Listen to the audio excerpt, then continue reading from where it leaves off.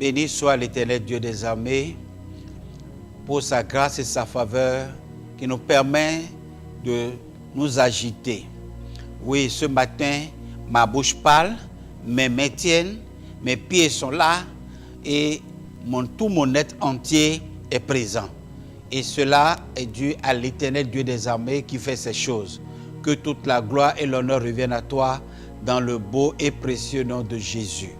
Merci infiniment, Papa Père, parce que tu vas encore faire aujourd'hui de grandes choses dans notre vie au nom de Jésus-Christ. Amen.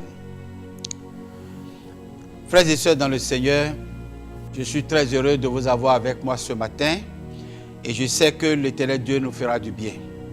Nous sommes en train de parler durant ce mois d'un thème très capital intitulé « La vie du surnaturel » parce que nous sommes dans le mois de la Pentecôte. Et qui parle de la Pentecôte parle de l'Esprit de l'Éternel. Nous savons que la fête de la Pentecôte n'est pas liée à l'avènement de l'Esprit de l'Éternel et la fête de la Pentecôte n'est pas automatiquement la fête de l'Esprit. Mais l'Esprit est arrivé quand même un jour de Pentecôte. Dieu a choisi ce jour-là comme la fête de la moisson afin de gagner plus de 3000 personnes à lui ce jour-là. Et c'était merveilleux. Et nous voulons que chacun de nous puisse prendre cela comme un repère afin de vivre, d'apprendre à vivre dans le surnaturel. Nous ne sommes pas des hommes naturels parce que celui en qui il y a l'Esprit de Dieu n'est plus naturel. Il est surnaturel. Il est au-delà du visible. Il est au-delà du physique. Il est au-delà de ce qui est tangible. Que son nom soit loué. Alors donc nous étions en train de parler de la vie du surnaturel. Et ce matin, nous allons encore approfondir ce que nous étions en train d'annoncer. Nous allons lire le livre de Zacharie chapitre 4. Le livre de Zacharie chapitre 4 du verset 1 au verset 6. Comment le surnaturel se manifeste-t-il? Comment le surnaturel se manifeste-t-il? Comment savoir que là où je suis dans le surnaturel? Comment j'opère dans le surnaturel? Aujourd'hui, beaucoup annoncent le surnaturel au moment où ils font simplement faire valoir de la magie. J'ai vraiment du mal au cœur en disant cela. Ce n'est pas en manipulant la magie qu'on est surnaturel. Non. On peut vivre dans le surnaturel le plus facilement possible. Facilement possible. Ce n'est pas en manipulant les prodiges et les miracles qu'on est dans le surnaturel. Non. On est dans le surnaturel à partir du moment où l'Esprit de l'Éternel prend le contrôle de tous tes sens et te conduit. Quand le surnaturel te conduit, tu es dans le surnaturel. Quand l'Esprit de l'Éternel te conduit, tu es dans le surnaturel. Quand tes 5 sens ne sont plus au contrôle de ta vie. Quand tu opères, pas dans le temps des hommes, mais dans le temps de l'Esprit, tu es dans le surnaturel. Tu es dans le surnaturel. C'est la façon dont on parle du surnaturel aujourd'hui qui fait que beaucoup croient que le surnaturel, c'est un monde d'esprit, c'est un monde de miracles, de prodiges. Non. C'est un monde de tous les temps. C'est un monde de tout le moment. C'est un monde naturel, mais qui est au contrôle de l'Esprit de l'Éternel. Et on le surnomme le surnaturel. Zacharie chapitre 4 nous recommande quelque chose. À partir du verset 1, la Bible dit ceci. L'ange qui me parlait est revenu. Il m'a réveillé comme un homme que l'on réveille de son sommeil. Il m'a dit, que vois-tu?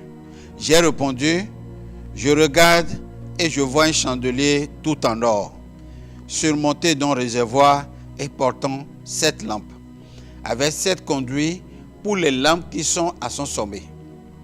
Près de lui se trouvent 2 oliviers, l'un à la droite du réservoir et l'autre à sa gauche.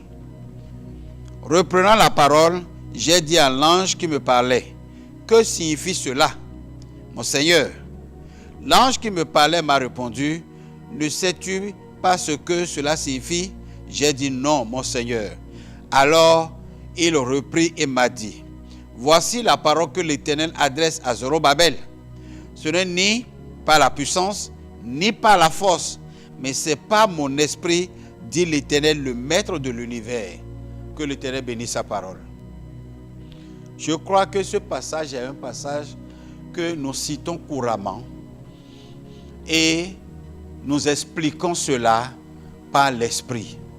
Mais cela cache la vie du surnaturel.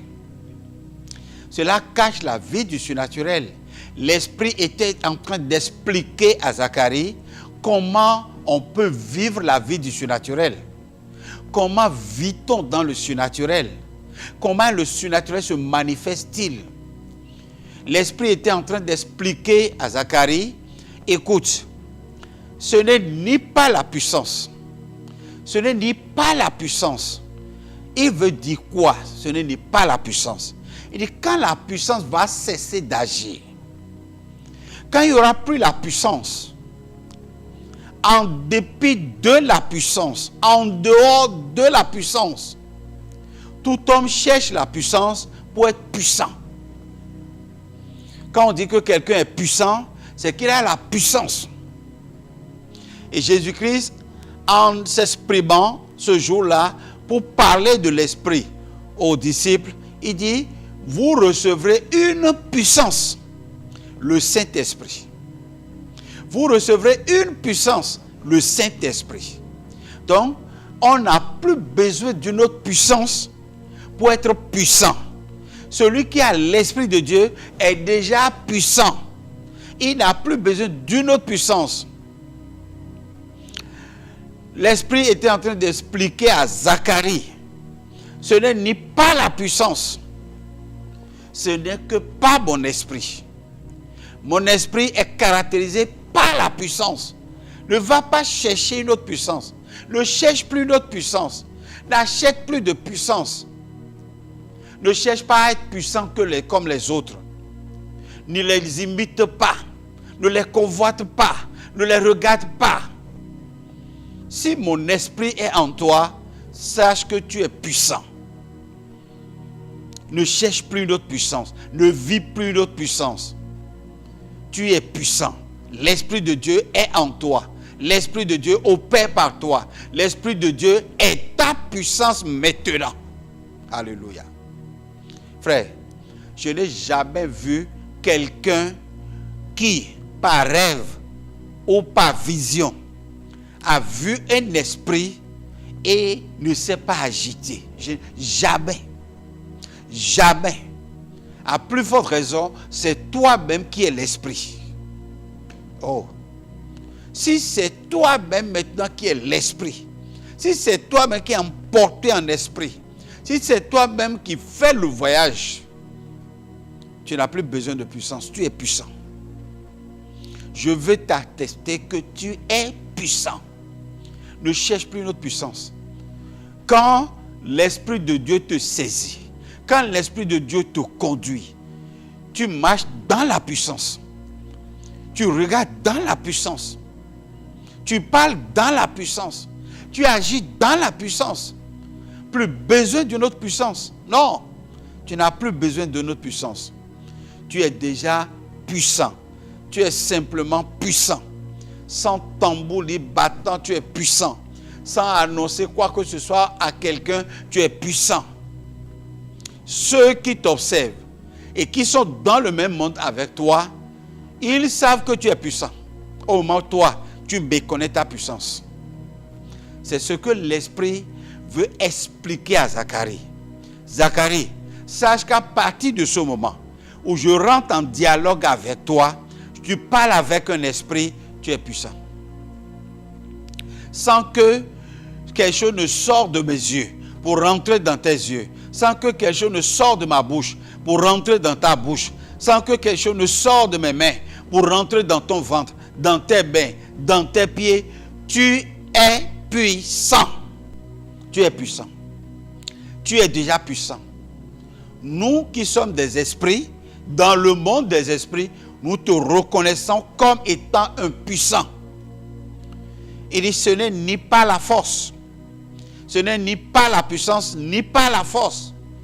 Ça veut dire, sans la capacité humaine, sans le talent, sans l'intelligence, sans les possibilités, sans le potentiel, sans rien, tu es déjà puissant.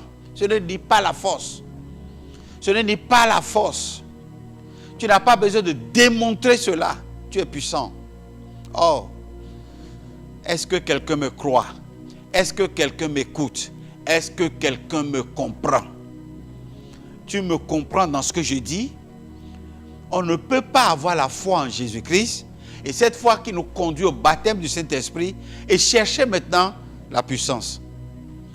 Ça, c'est vouloir manifester la puissance comme les gens du monde. C'est vouloir démontrer la puissance à tous ceux qui ne te connaissaient pas comme que tu étais puissant. Laisse le monde des esprits témoigner de ta puissance, reconnaître ta puissance, proclamer ta puissance.